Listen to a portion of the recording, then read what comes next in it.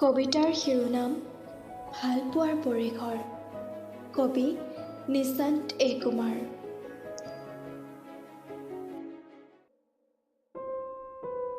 ভালপোৱা কি?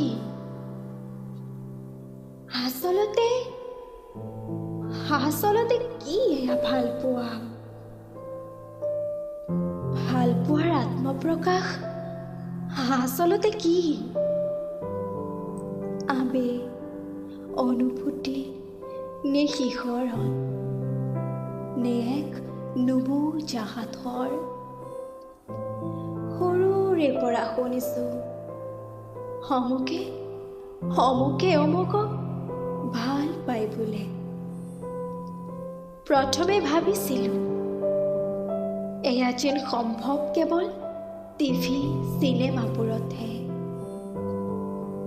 পিছে এতিয়া লাহে লাহে অনুভৱ কৰিছোঁ শৈশৱত একেলগে উমলি জামলি ফুৰাজনীও এতিয়া হেনো কাৰোবাক ভাল পায়। আচলতে ভালপোৱা কি?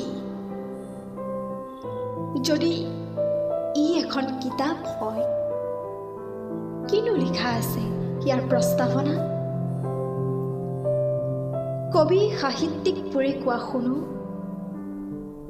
ভালপোৱা হৈছে এক অনুভৱ, পবিত্ৰ অনুভৱ, দুটি মনৰ মিলন, জীৱনৰ সৰ্বোত্তম মুহূৰ্ত। বিজ্ঞানে কোৱা শুনো, ই দৈহিক হৰমনে প্ৰভাৱ বিস্তাৰ কৰা কিছু কেমিকেল ৰিয়েকশ্যন। মানুহে কোৱা শুনো, ভালপোৱাৰ পৰিধি হেনো বৰ বহল, নিখিল মানৱময়। নাপাওঁ বুজি ভালপোৱাৰ পৰিঘৰ। পিছে অভিজ্ঞবোৰে কোৱা শুনো, ভালপোৱা হৈছে এখন খেল,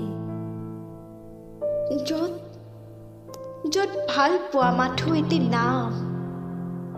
খেলখনত আছে মাথো আবেগ আৰু কাম।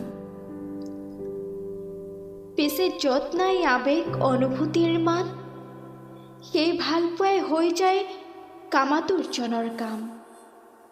ধন্যবাদ।